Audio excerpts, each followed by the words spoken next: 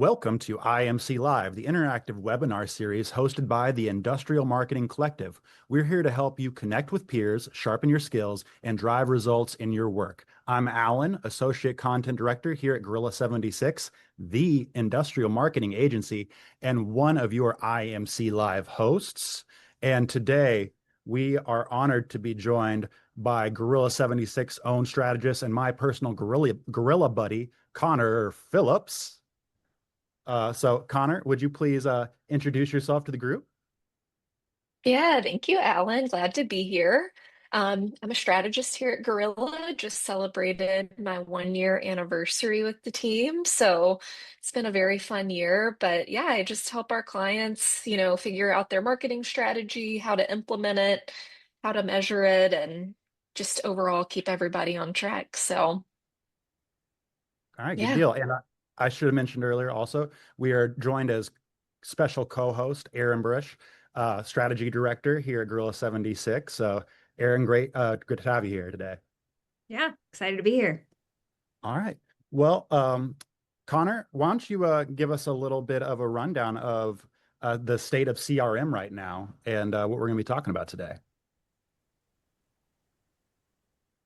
Yeah, so I'm the resident CRM fanatic here at Gorilla. I just feel really passionate about this topic because it's more than like just a database and where you put all your marketing and sales info. Like to me, it's like really your command center for like driving revenue, driving success and results. And ideally, it's like the foundation where you build all of your marketing and sales activity, or at the very least is like your source of truth for that. And it's to me the best way to reduce friction between operational sales, marketing, and not create more admin work for marketers. And a good bit of admin work goes into like getting it up and running, but I just feel like having it be a well-oiled machine is just a very often like overlooked key to success. And especially somebody coming from, being a solo marketer at a company or something, like the CRM can really be the driving force of what you do. So excited to get into a little bit of the foundational pieces of setting it up, getting it running, and maybe some things you're missing that you should be doing. Totally. And I know the topic for today is really focused on how to get the most out of your CRM, depending on kind of what stage you're at, what you have to work with data-wise, tech-wise. And so when we were prepping for this, we kind of thought of it in this like crawl, walk, run scenario for like starting off versus like when you're really running that well-oiled machine. So starting in that crawl stage, what's kind of the baseline here to start doing anything with the CRM? What's the bare minimum amount of like data or technology that you really need? Yeah, and I think a lot of people jump like headfirst in the CRM and try to set up like automations and make it super complicated, but having like a poorly functioning CRM or like poor hygiene in your CRM is like way worse than not having one sometimes. So the crawl stage for me is very much like consistency and visibility into what you've got in there. So the goal of being like clean contact data, clean company data, having an organized way to segment companies, contacts, deals, whatever you're looking at in there, basic attribution of where things are getting pulled from into the CRM, having your centralized information and kind of making sure everything is in there that it needs to be. And then just building like trust. So like what is in here is true and I can rely on it to be accurate information. Um, but yeah, that's kind of an overview. We can get in some of the specifics, Aaron, if that works okay too. You talked about the importance of hygiene. Mhm. How do you go about creating that and ensuring that hygiene in your work? Yeah, I mean, it's super important. Like a lot of data problems you see, or there's duplicate entries, emails aren't right, company naming like conventions are inconsistent, things are missing, there's outdated stuff, things have been imported by sales or other keeps people from your organization with like poor record data. And so sometimes it's just the hard work of like a little bit manual of looking through, making sure things are standardized, how you're putting them in there, that you're like capitalizing things and spelling things correctly, that all your required fields have been input.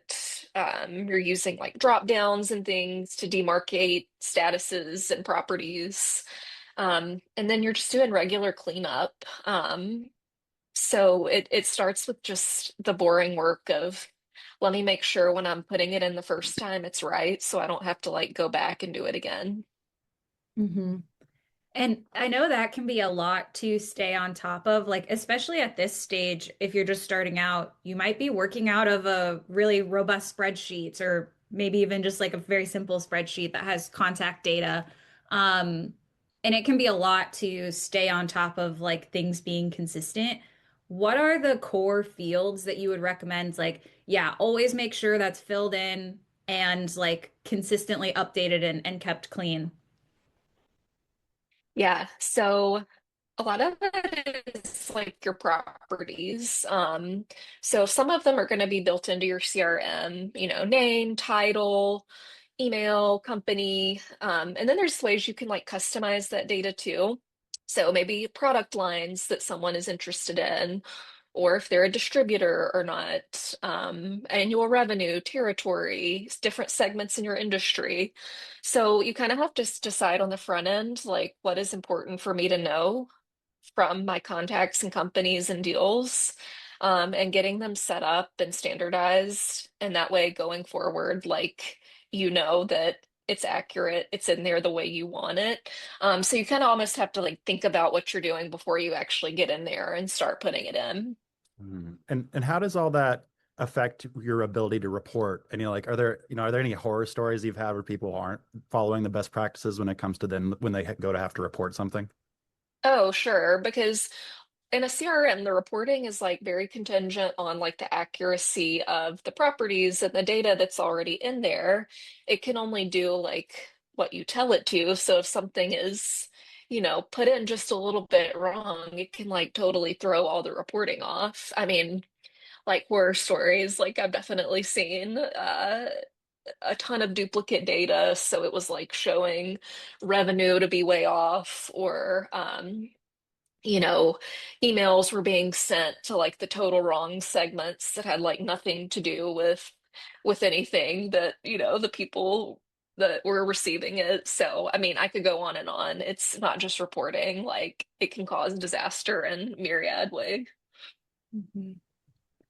Yeah, and speaking of reporting, like if you're at this very entry level stage of CRM, you basically have like really clean, like good data, but it's just a contact list at this point. Like, what can you do for reporting or like marketing automation at this stage?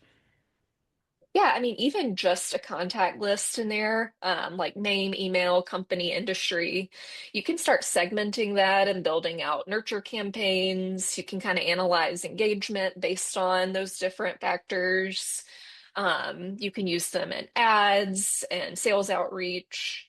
And then just from reporting, like at a baseline, having that contact info, like where are these leads coming from? Um, if you're using like a life cycle stage property, figuring out what stage people are in and why, looking at their engagement, trends over time of growth. Okay, when are these contacts coming in and what was going on at that time? What industries are more engaged than others? Email performance based on the segments that you use. So even at this like very basic stage, you can kind of start putting the pieces together, and start seeing trends like pretty early on, I would say.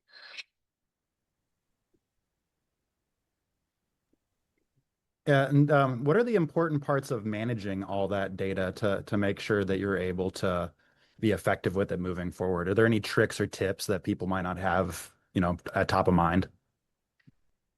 Yeah, I mean, I would definitely just encourage everybody to think about like using the CRM to its full extent. Like even if you have like a free version of something, often there are ways that like life cycle stages, for example. So A lot of companies are skipping this or using it inconsistently, but if somebody's like a subscriber, a lead, an MQL, an SQL, an opportunity, um, just making sure you understand like the capabilities and what you can actually do with the data. Because it's often like there's a lot more customization than you think. So yeah, I mean, I've said this already, but just really starting from the beginning before you dive in and thinking through like, what do I actually need to see in here? And starting at that point. Yeah, and I know having complete data at that stage, is sometimes relies on like other team members, like a sales team that might not be as bought in on the CRM. Like, what are some barriers to having good data at this stage, and how can the marketer help, the team overcome that? Yeah, I mean, it comes down to like who owns it. Like, oftentimes sales will own a CRM, but I've always just found success in like being a bit of a control freak about it and being like, you know what, I'll just import the data so it's right. It's really up to like you and your organization how that works, but I would encourage you to at least like have a documented process of importing data and like making sure like sales and customer success and other people are following it or, you know, offer to take that on yourself, like whatever it takes to make sure it's right. Again, it's just like way less work to like get it good the first time than to like go back and correct other people's errors. And so that's, a lot about crawling. But if someone decided, Mhm. man, I think I'm ready to get on 2 feet and go bipedal, what are the first things they need to think about in enriching their data to be able to take that to take steps, I should say? hmm So at the like walk stage, you go from just having like a source of truth, like I can basically tell you what's going on, to having it become a little bit more like operational and functional. So with enriching data, it's like, okay, I've got basic stuff in here. Like now I need a little bit more out of it. There's a lot of different integrations, connecting your CRM to like your website, LinkedIn, your different ad accounts, so that it's pulling in data from those sources. Um, a lot of manufacturers will have like an ERP or another kind of system that should be integrated with HubSpot. And, this can be a little bit complex and can take like investment of time and making sure everything is like flowing correctly. But really, that's where you can kind of have your central command center once you start being able to integrate all this into like your one CRM. So definitely worth it once you get it up and running. And when you have some more of these connections, you're getting a little bit more advanced at this stage, or you're convinced that, your team's ready to level up a little bit, you're making that transition. What are some of the first automations that you recommend people build at this stage? And are there some that people don't often realize they could be making? Sure. So like an easy first way to set up automations is lead routing. So having when a lead comes in, it's like routed to a certain rep or team. That's a really simple way to get started. Lead scoring. So having a certain score based on different actions that are taken, like filling out a form or looking at a page, attending a webinar, opening an email or reading an email and engaging with it, so that like your points build up over time and you see who's like more engaged than others. And then another super easy one is follow up. So having an email fire off like after a form is submitted or getting a task created for your internal team. That way you're not like missing when a lead does come in, but something like automatically goes to them. And then you can like follow up manually or send it to sales or what have you. And then finally, like re-engagement workflows. I think these are kind of overlooked a lot of times. So often databases will have like hundreds or thousands of contacts that have just been kind of like sitting there and nobody's messed with them in a while. So after like 90, 100, 180 days, sending re-engagement emails to these contacts, and then sometimes they'll like pick back up because they just fell off and forgot about you or what have you. Or if there's like still no biting, then suppressing that contact, marking them as like, inactive or whatever life cycle stage you want to use there. But yeah, those are a few ways that you can kind of get started with automations and workflows. Taking a little bit of a step back here before we get too much further ahead, we had a question from Tom in the chat asking if you have any tips for getting a variety of teams on the same page about what info is critical in the CRM, how to use it, SOPs, anything like that you'd have to share.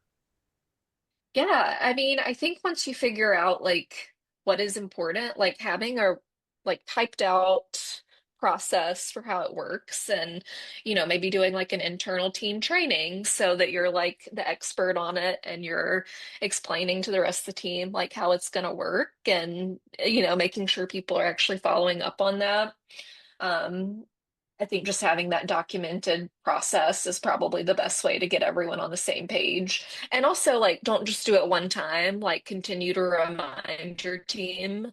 Have little monthly reminders or something, sending out the process again, because people tend to like see it and then kind of like, oh, okay, and push it to the side. So just like keeping it top of mind, how everything needs to go. That's what I'd start with for sure. Yeah, and Emily asked a question in the chat that I think is really related to this is like who should be making these decisions on standardization, like building that procedure. And you kind of talked about how to get them to be committed to those standards, but do you think it should be led by marketing or by sales or some other leadership? Yeah, I'm very pro like marketing owning this just because like ultimately all of these are marketing activities at the end of the day. I think it's important to get input from whoever's going to be using the CRM. So when you're getting this set up, or maybe you're looking to like overhaul your system, like who's actually using it every day? Like they should have a voice in how the process is getting set up. But I do think it works best when you have like one person or like a very specific team that oversees like the everyday management and like process keeping of it. So you really need like a champion, I think. And sticking with the chat, we've got multiple comments about people either still working with a, let's say, legacy CRM or people that are moving on to a more modern one right now. So do you have Mhm. any tips or insights into working with old CRMs and then maybe like any tips for people that are trying to update right now? Yeah, I mean, like if you're in a place where you're not happy with your CRM, like I wouldn't just keep sitting in that. Like it's kind of like when you move and it's like, okay, finally I can like clean out all my stuff and like have a blank slate to start over. It's kind of the same thing with your CRM. Like at some point you just have to say enough is enough. I'm gonna put in the work and like I'm not gonna sugarcoat it. Like it's not fun to like totally switch CRMs or clean up super messy data. But once you kind of get in a new system and like see the capabilities of like having everything how you want it, it's super worth it. And yeah, the outdated CRMs, there's just so many new ones now that can do so much. So I would definitely, look into what you need and yeah, get going. I'm giving you permission today to start looking at a new CRM so you can have better data for your organization. And Christian had a follow-up to that in the chat that maybe it'd be better to have him come on and ask it himself. Christian, would you like to come on and ask that question you just put in there? Sure, I'll be put on the spot. We do So that we sometimes. have we're a a small team. Not we have had really bad practice in our current CRM. So like 25 years of incredibly messy data.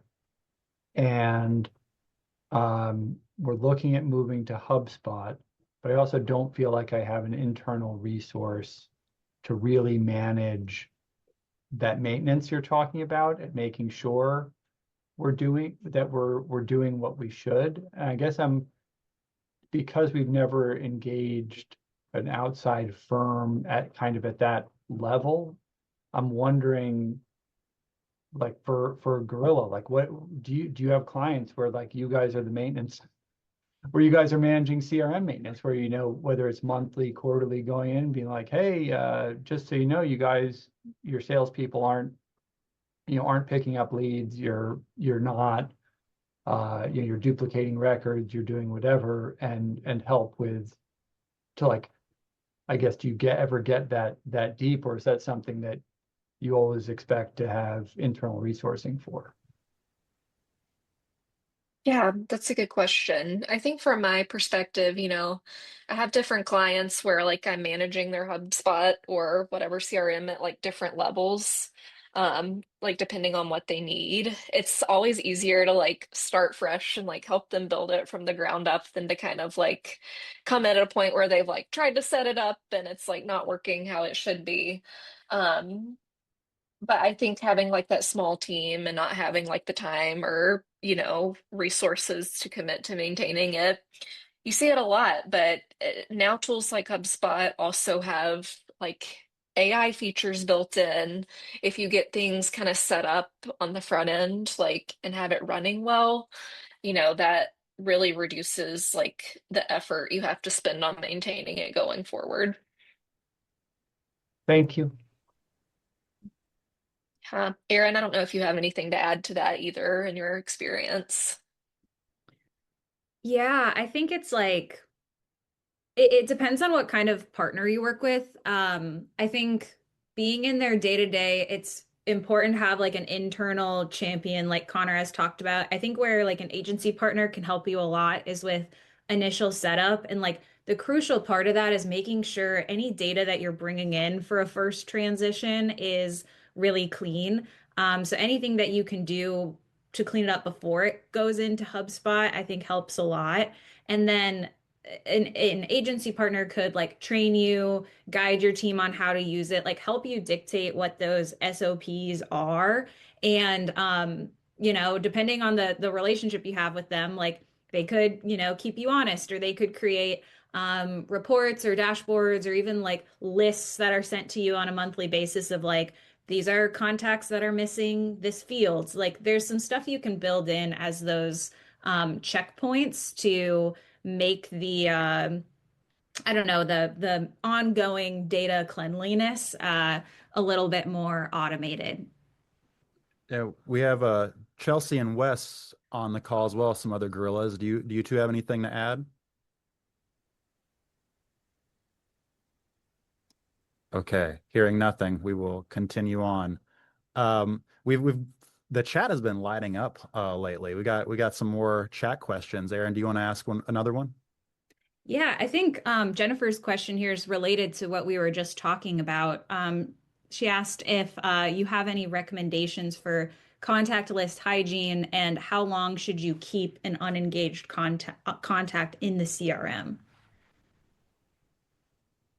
Yeah. So for hygiene, I think it's important to like have a regular audit of making sure things are like in there how they should be. And again, like HubSpot and different CRMs have tools where they can help you like clean up duplicates, look for missing data and help you fill that in and so on and so forth. And for keeping unengaged contacts, I mean, a standard is like kind of 180 days. It depends on your sales cycle, like how long it is. Um, but yeah, I definitely don't, I never think it's a good idea to delete info from a CRM unless it's like completely a duplicate, but have like a status where you can mark them as like unengaged or bad fit or something like that. Because you always want to be able to like report and you don't want to necessarily take data out of the CRM, but you do want to be able to like mark them a certain way that's like, okay, we're not going to reach out to these guys anymore because they haven't shown interest. Um, but yeah, that's something I always like to remind people is don't necessarily just start deleting stuff. I literally got off mute to say the same thing. I was going to say to that point that I personally also don't like removing contacts, even if they're unengaged. I think the 180 days is a good timeline, but I think there's always a reason to keep them is there's always an opportunity to try to run some sort of campaign to re-engage dormant clients, especially if you have a new offer, maybe a year and a half later, you have a new offer, new service line, new product, and it's a way to maybe potentially re-engage those dormant and unengaged clients. So I wouldn't recommend removing them completely, just having them segmented in a separate list of and marked as unengaged so they're not getting continual messaging going forward. Good point, Chelsea. Thank you. All right. Well, we've been walking for a while now. I think that we're ready to lace up our shoes and start to run.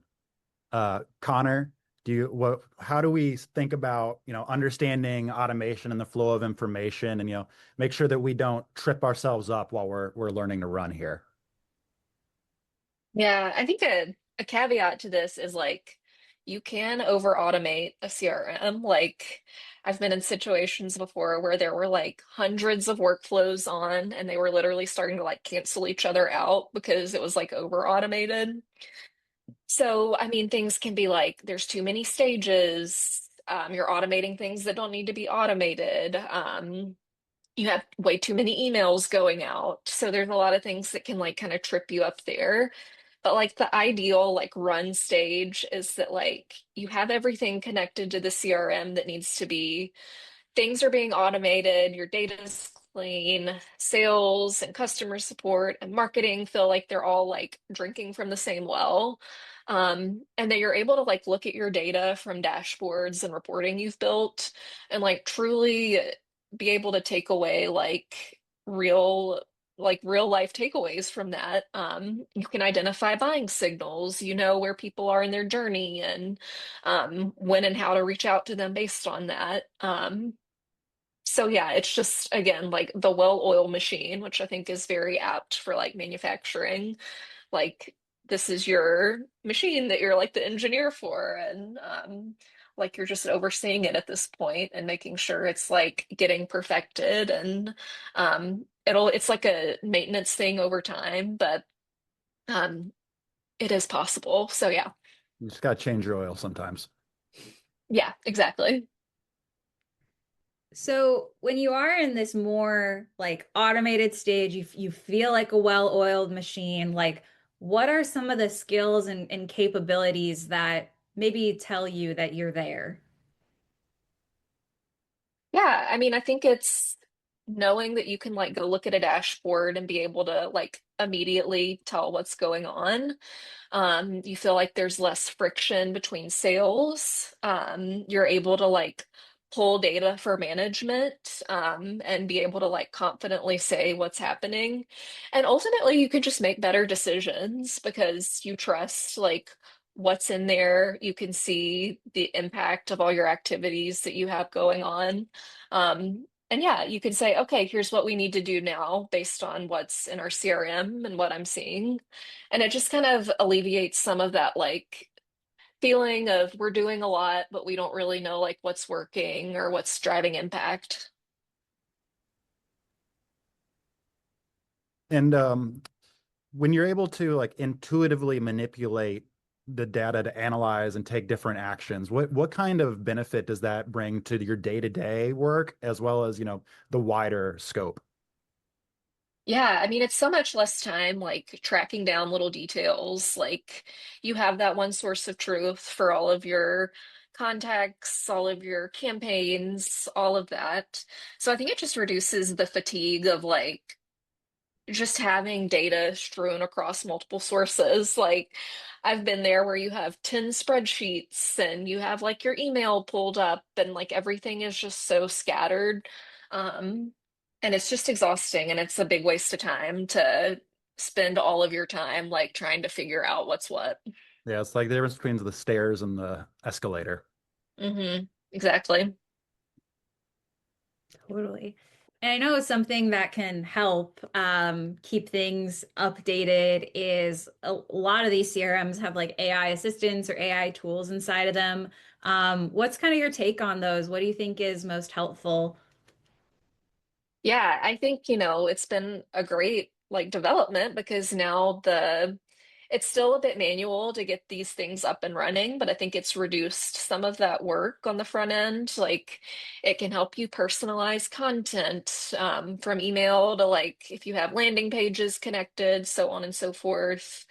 It can help predictively score. So once you get like lead scoring, like I was talking about earlier, set up, it can help you be smarter about that, and it can kind of like learn what's important, identifying buying intent, helping summarize things in there. Like something I love in HubSpot is like for every report you create, it'll give you like a little AI summary of like what exactly you're seeing, because it can get confusing if you have like a lot of reporting going on. Um, Generating follow-up stuff, recommending next actions, and then most importantly is like data cleanup. I think this is like the best use case for AI and CRM is deduplication, being able to categorize things, data enrichment. So if you're missing like an email or a phone number. And another thing is like people switching jobs too, which happens a ton. Like I think the data enrichment can be hugely helpful there when somebody switches a role or something. So yeah, I love the new AI stuff that's going on for sure. Yeah, I think we might have been losing you a bit there, but at the end. I'm curious in the chat if anyone else is using a CRM that had, like, I know Salesforce has one. I think it's called like Einstein or something like that. And HubSpot has Breeze within it. If anybody has, I don't know, experimented with that at all, I think it's kind of cool. Yeah, and just something else like, I mean, this is for AI in any use case. And sorry, I think my internet's a little bit unstable, so apologies if I'm cutting out. But like the AI is still only as helpful as like the work you put into it, if that makes sense. Like it's not going to replace you doing the work of like setting it up the right way. It's just really like an enhancement and a tool at the end of the day. But always requires like again kind of that internal champion of like checking, making sure everything is working right and um, is giving you what you need. Yeah, the AI is enhancing your work. It's not doing it for you. Exactly. All right. Well, we've got a few questions before we wrap it up, and we might have one or two more come through in the chat. We'll see. But we've got three things we want to go over first. So for the people that are feeling like they're in the crawl stage, what is one thing you think that they should try? I would definitely try doing some data cleanup. It's not fun, but like if you have some time to do that, super important. Another thing, if you're like, okay, like I've cleaned up data, I'm kind of ready to do something a little bit more advanced, but I'm still in the crawl stage, would be working on like segmentation and life cycle stages. So just figuring out like, you know, who are my contacts? What does my sales process look like? How do I want to differentiate between contacts and companies? And working on some of that segmentation stuff. All right, good deal. So then if you are in the walk stage, you're taking a stroll, what's something you should do while you're strolling? Start looking at automation. How do leads need to be routed?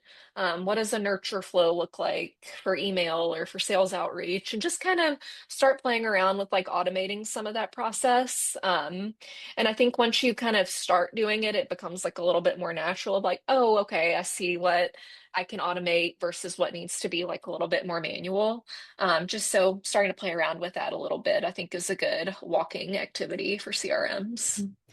Yeah, and just a note on automation, if you're like, oh, I don't know if like I can automate something, or like what would be good to automate, is think about what the trigger would be. Because a lot of times that's what tells you like how it's going to move through a workflow or be automated. So like for lead follow-up, I know that was one example you gave. It is probably going to be based on a form submission or a contact being created that meets certain criteria.